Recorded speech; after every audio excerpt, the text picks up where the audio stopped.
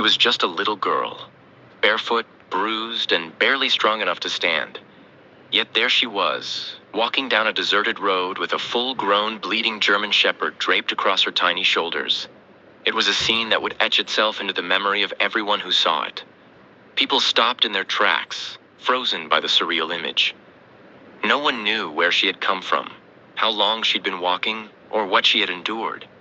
But when she finally reached them and whispered with all the strength she could muster, "Please save him," something inside them broke. It wasn't just shock. It was heartbreak. It was a quiet, misty morning in the sleepy town of Red Creek, the kind of place where nothing unexpected ever happened. But that day, the fog carried something extraordinary. A small figure emerged from the haze, fragile and slow-moving, barely more than a silhouette. At first they thought it was a lost child, but as she drew closer, gasps spread like wildfire around the old gas station. Draped over her shoulders was a German shepherd, fully grown, limp, and covered in blood. Her knees buckled with every step, but she didn't stop. Her face was streaked with dirt and tears, but her eyes never wavered. They were locked forward, burning with a quiet, eerie determination. For a moment, no one moved. Time stood still. The weight of what they were witnessing was too heavy to grasp. As she stepped onto the concrete of the gas station, her legs trembled violently. She gritted her teeth and forced another step forward. Her torn dress clung to her skin, soaked with mud and dried blood. One foot was wrapped in a strip of fabric, part of her own dress tight and soaked crimson, dragging slightly behind with each painful stride. She was clearly injured, clearly exhausted, and yet she held on to the wounded dog with a strength no one could explain. People rushed toward her, unsure whether to help or hold back. A woman gently reached for the dog, but the girl twisted away and rasped hoarsely, "Don't, he's hurt." Her voice cracked, but her eyes remained sharp, filled with something primal, something protective. Tears clung to her lashes, mixing with the grime on her face. Another person called 911. Someone else grabbed a blanket, but the girl didn't seem to notice any of it. Her world had narrowed to the fragile life in her arms. Then it happened, quietly and heartbreakingly. Her knees gave out and her tiny body crumpled to the ground, the dog still clutched tightly against her. It wasn't a dramatic collapse. It was slow, agonizing, and almost silent. Her body simply surrendered. A man in his late 50s, Howard, the owner of the gas station, rushed to her side, dropping to his knees with trembling hands. "We need help now," he shouted, his voice cracking under the pressure. The German shepherd let out a low, broken whimper, pressing his bloody muzzle gently against the girl's chest as if trying to wake her. It was too much. People froze. Some covered their mouths. One woman burst into tears. This wasn't just a lost child. This was something else, something raw and unbearably real. Within minutes, the sound of sirens pierced the morning air. The ambulance tore through the fog, skidding into the lot. Paramedics rushed out. Carla, a young paramedic, knelt beside the girl and quickly checked her pulse. "She's alive," she said.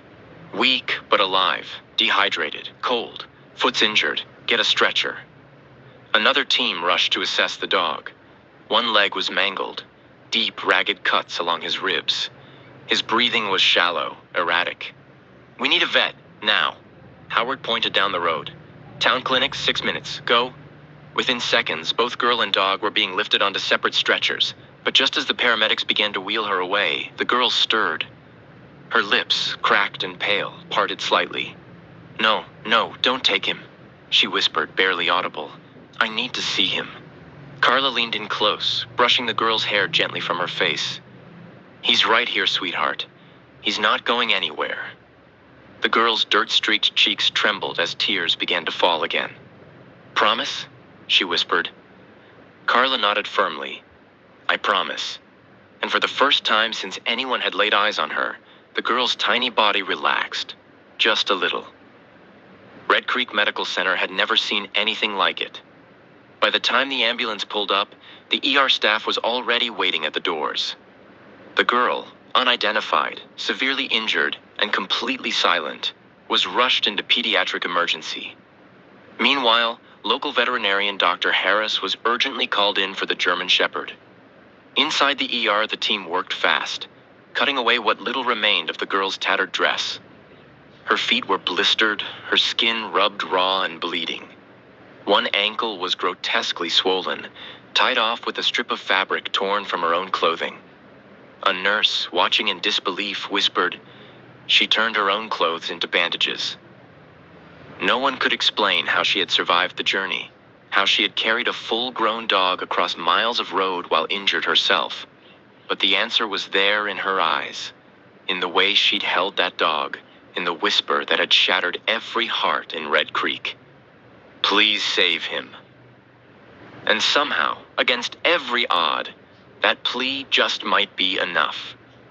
Her arms and shoulders were etched with red lines, abrasions, and raw friction burns, clear evidence of the brutal weight she'd carried across her back for miles.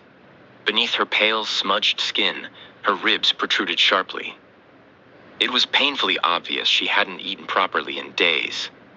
And yet, through all of it, she never once let go of the dog. In the animal ER, the German Shepherd's heart rate was dropping fast. Monitors beeped urgently as Dr. Harris leaned over the table, his brow furrowed in concern.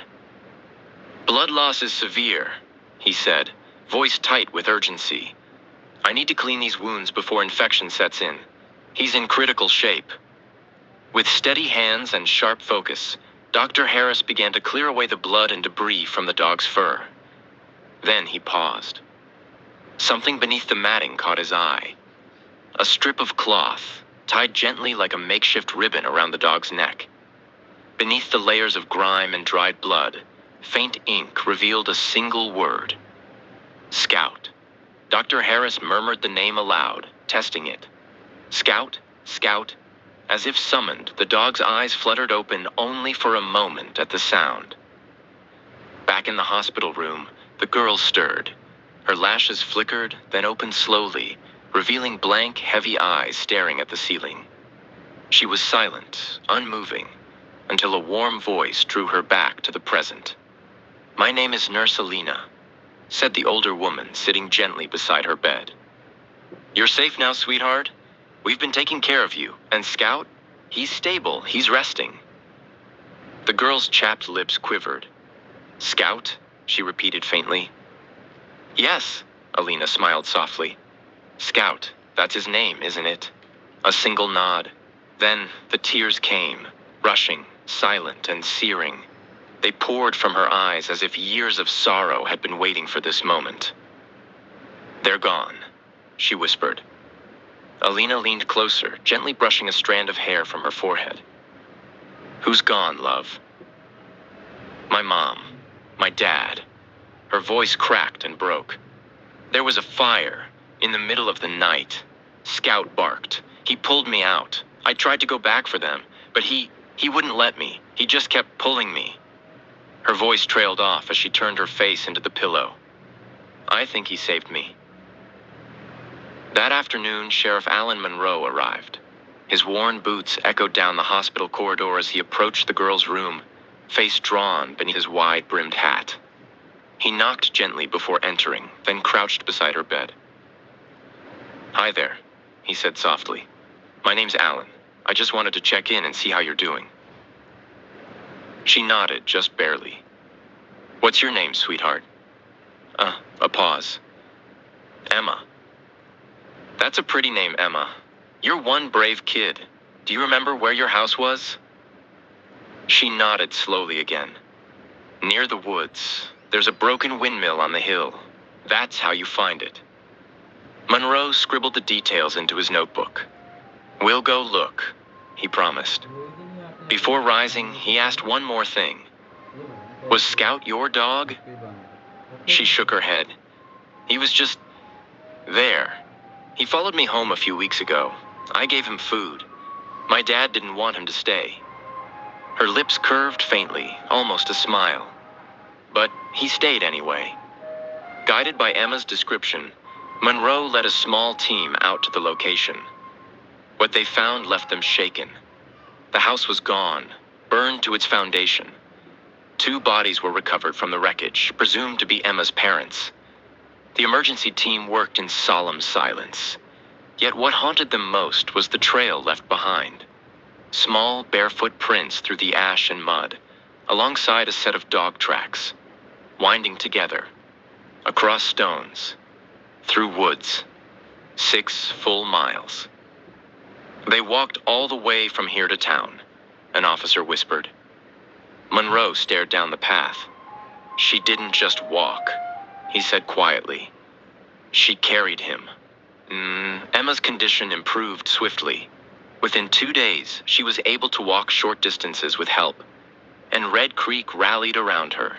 Families brought toys, fresh clothes, warm meals, and handmade cards. Flowers lined the hallway outside her room. Meanwhile, Scout, though still recovering, was making strides of his own. The hospital allowed Emma brief visits to the veterinary wing. One afternoon, she sat quietly beside his crate, her small hand stroking his paw with quiet reverence. "You saved me," she whispered. "Now it's my turn." Scout's tail wagged just once. It was enough. It was the first time she smiled since she arrived. Sheriff Monroe made a call to Child Protective Services that same day. His voice was firm. "I'm not sending her to some random placement," he told the woman on the other end. "This town wants to help. I've got a list of families ready to foster, someone to adopt. She saved a life. We owe her a good one." The next morning, he returned to Emma's room. I want to ask you something," he said, kneeling beside her bed again. "There's a woman in town. Her name's Janice. She runs the bakery on Main Street. Lost her daughter a few years back." He paused. "She'd really like to meet you." Emma's face was uncertain. "Can I bring Scout?" Monroe smiled. "That's the deal. You come as a pair." Janice welcomed Emma like she'd been waiting for her forever. Her little home smelled of cinnamon and fresh bread. Scout got a soft new bed, a plush chew toy shaped like a donut, and more treats than he knew what to do with. Emma started school soon after. She didn't say much at first, but she listened. She drew, and she smiled. Slowly, more often. She laughed softly at silly jokes, and her pictures always featured the same image: a little girl and her dog. Then came the spring day that would change everything. The school auditorium buzzed with chatter, students wriggling in their seats, parents snapping photos from the back. When the principal stepped onto the stage, the crowd quieted. "Our Courage Award," he began, "goes to someone very special. Someone who walked through fire, literally, and brought not just herself, but another soul to safety." Applause erupted, thunderous and emotional, as Emma stepped forward. Scout trotted beside her, fully healed, his tail swaying proudly. She accepted the certificate with quiet dignity. No speech, no big performance. Just a shy bow of her head and one long, tight hug around her best friend's neck. And for that moment, the whole town stood together. Not just in applause, but in awe. Because they knew that Emma hadn't just survived. She had saved.